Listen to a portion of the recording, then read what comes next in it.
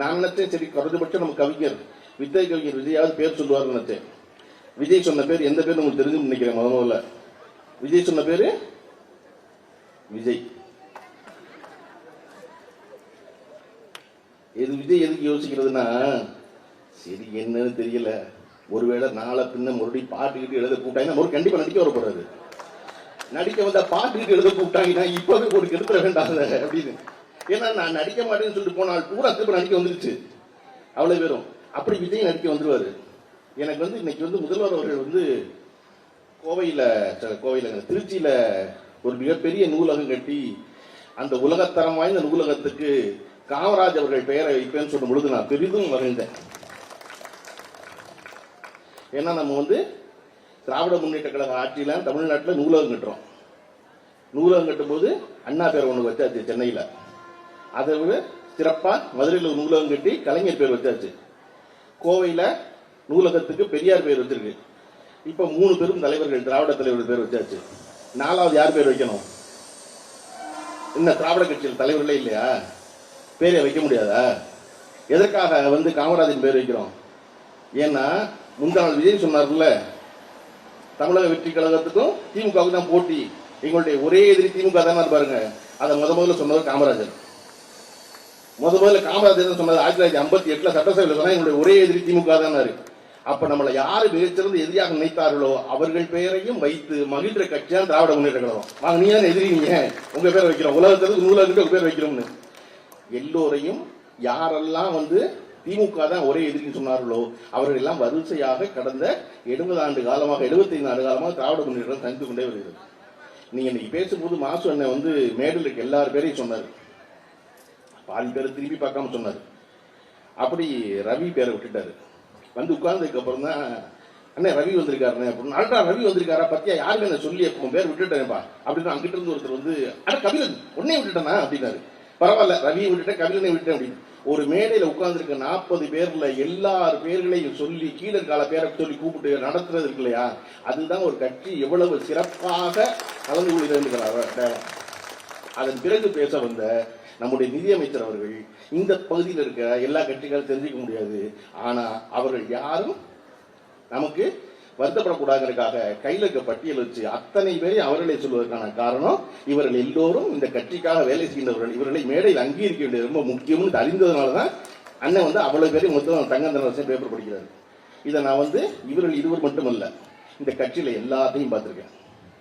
நான் நம்முடைய துணை முதல்வர் உதயநிதி அவர்களை சந்திக்க போகும்போது அந்த வீட்டுக்குள்ள அவ்வளவு பெரிய கூட்டம். எனக்கு எப்படி உள்ள போறதுன்னு தெரியல. இப்ப இப்படி தள்ளுறது வெக்கமா இருக்கு, நமக்கு தள்ளு எப்படி தள்ளுறது. உள்ள போகும்போது நான் அவருடைய உதவியாளருக்கு போன்ல கூப்பிடுறேன். அண்ணன் உள்ள வாங்கிறாரு. நானும் வரணும் தான் நினைக்கிறேன், வர முடியலையே அப்படின்னா அவரை போய் ஒரு அழைப்பில் கொடுக்கணும், அவ்வளவுதான். அதுக்காக தான் பார்க்க போறேன், நான் வேற ஒன்றும் செய்தி இல்லை. அந்த அழைப்பில் கொடுக்க போன அந்த அறைக்குள்ள திரு உதயநிதி ஸ்டாலின் அவர்களோட கிட்டத்தட்ட 150 கட்சிக்காரர்கள் உடனிருந்து அவரோட தேர்ந்து கொடுத்தேன். அப்ப ஒருத்தர் தினசரி கட்சிக்காரர்களை பார்க்க முடியும், கட்சிக்காரர்கள் இருக்க முடியும் இருக்குது இல்லையா. அப்படி இருக்கும்போது நம்முடைய நடிகர் விஜய் அவர்கள் சொல்றாரு, என் கட்சிக்காரர்களை யாருமே நான் பார்க்க முடியல, பெரிய தடையா இருக்காங்க. நீங்க முதல்ல உங்க வீட்டை விட்டு வெளியே வாங்க, அவ்வளவு பெரிய காம்பவுண்ட் கட்டினா எப்படி கட்சிக்காரன் பார்ப்பான். இந்த நாட்டுல கலைஞர்னு ஒருத்தர் இருந்தாரு, கடைசி ஒரு வீட்டுல இருந்தாரு. அந்த வீட்டுல ரோட்ல இருந்து எட்டி பார்த்தாலே கலைஞர் தெரிவாரு. மாறினாரா வீடு? எம்எல்ஏ மாறினாரா? இன்னொரு முக்கியமான செய்திகள் சொல்லணும், அந்த வீடு அவர் முதல் முறையாக எம்எல்ஏ ஆவதற்கு முன்னராக வாங்கியது வீடு. அவர் சினிமாவில் வசனம் எழுதி கார் வாங்கி வீடு வாங்கி அப்புறம் எம்எல்ஏ ஆனார் கலைஞர். வீடு வாங்கினா 1955, அவர் எம்எல்ஏ ஆனா 1957. அப்ப அந்த வீட்டுல அந்த மாறாம கிடைச்சதுக்கான காரணம் இந்த தொண்டர்களை விட்டு நாம் எந்த ஒரு பொழுதும் விலகக்கூடாது அப்படின்னு அவர்கள் கண் பார்வையிலேயே இருந்தவர் கலைஞர். அவர்களை எல்லாம் பார்த்து வந்ததுனாலதான் இன்னைக்கு மாசு அண்ணனும் தங்கந்தன் சொன்னா அவ்வளவு பேரையும் அவ்வளவு இணக்கமா வச்சிருக்காங்க. நீங்க மாசு ஓடிக்கொண்டே இருக்கும் நதின்னு சொன்னாரு தங்கண்ண. அவர் ஓடிக்கொண்டே நதின்னு சொல்றது அது இரட்டுற மொழிகள். அதுல 2 இருக்கு. என்ன அப்படின்னா, ஒண்ணு அவ்வளவு பரபரப்பா கட்சி வேலை செய்யறவர், இன்னொன்னு நிஜமாவே லிட்டரலா தினசரி ஓடிக்கிட்டே இருக்கவர். இந்த வருஷம் ஜனவரி 1ஆம் தேதி அன்னைக்கு கன்னியாகுமரியில திருவள்ளுவர் சிலையினுடைய 25வது வெள்ளி விழா கூட்டம். அதுக்கு நான் முதல் நாளே போயிட்டோம் எல்லாரும். அடுத்த நாள் காலையில மாசம் நான் பாக்குறேன், கன்னியாகுமரியில போய் 25 கிலோமீட்டர் காலையில் ஓடிட்டு வர்றாரு. வந்திருக்கிறது மாநாட்டுக்கு. வந்து மாண்டவங்கன்னா கன்னியாகுமரியில் பார்த்துக்குவாங்க, நமக்கு ஒன்றும் பிரச்சனை இல்லை. அப்படி காலையில் அங்கே ஒரு 50 பேர் கட்டிக்கார கிளப்பிக்கிட்டு கன்னியாகுமரியில் போய் 20 கிலோமீட்டர் ஓடிட்டு திருப்பி வர்றாரு கூட்டத்துக்கு. எனக்கு அவர் எப்போ பார்த்தாலும் எங்கள் பள்ளிக்கூடத்தில் பிடி மாஸ்டரை பார்த்த மாதிரியே இருக்கும். கையில் ஒரு கம்பு வச்சு அடிச்சுட்டு வரோம் அப்படின்னு. அப்படி அவருடைய ஓடலாம் வாங்கங்கிற புத்தகம் வந்து வாய்ப்பு கிடைச்சா படிங்க. அவருடைய மாரத்தான் அனுபவங்களை பற்றிய புத்தகம் அந்த புத்தகத்தில் அவர் எங்கெல்லாம் கூட்டம் ஓடிக்காரோ அதை பற்றியெல்லாம் எழுதியிருப்பாரு. எனக்கு அந்த புத்தகத்தில் ரொம்ப கவர்ந்த விஷயம் 2 விஷயம். ஒன்று வந்து ஒரு இடத்துல கூட அவரை முன்னிலைப்படுத்திருக்க மாட்டாரு. அவரை பற்றியது ஒரு 1.5 பக்கத்தில் முடிஞ்சிடும். தான் என்னவான ஒரு விபத்தை சந்திச்சேன், அந்த விபத்தில் எப்படி நான் அந்த போட்டிக்கு வந்தேங்கிற 1.5 பக்கத்தில் முடிச்சுட்டு அதுக்கப்புறம் தன்னோடு யாரெல்லாம் மாரத்தான் ஓடியவர்கள், யாரெல்லாம் நடத்தினவங்கன்னு சொல்லணும்னு புத்தகம். ஆனால் அந்த புத்தகம் இருக்காது.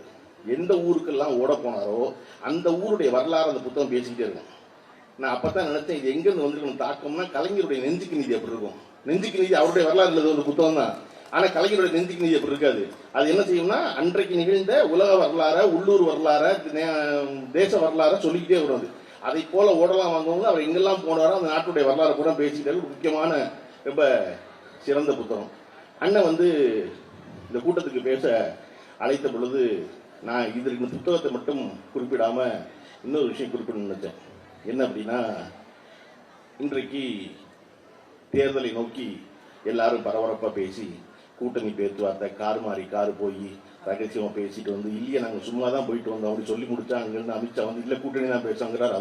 இவர் சும்மா தான் போயிட்டு வந்தார். அது இன்னைக்கு தமிழ்நாட்டினுடைய அவர் தாமரை தண்ணி ஊத்துற ஒரு புதால் ரெடி பண்ணிட்டு இருக்காங்க. எனக்கெல்லாம் வருத்தம் என்னன்னா அண்ணாவை மாத்திர போறாங்க. ஏன்னா நமக்கு இருக்கிற ஒரே காமெடி அவர் தான். அவரை மாத்திட்டா என்ன செய்யுது அப்படின்னு என் ஃப்ரெண்டு சொன்னா, அந்த கட்டில் எல்லா கட்டும் ஜோக்கர் தான், யார் வந்தாலும் காமெடியா தான் இருக்கு என்ன இருக்கு அப்படின்னு. அதே போல இப்படி இவ்வளவு பரபரப்பு இருக்கும் பொழுது நான் முதல்வர் ஸ்டாலின் அவர்களை சிந்திச்சு பார்க்கிறேன். என்ன அப்படின்னா, ஒரு மனிதன் தொடர்ச்சியாக இப்படி கொண்டாடப்படுவதற்கான காரணம் தேர்தலை நோக்கி அரசியலை செய்யாமல் இந்த மாநிலத்தின் நலனுக்கான அரசியலை செய்வதால் தான் தொடர்ந்து கொண்டாடப்படுறாங்க.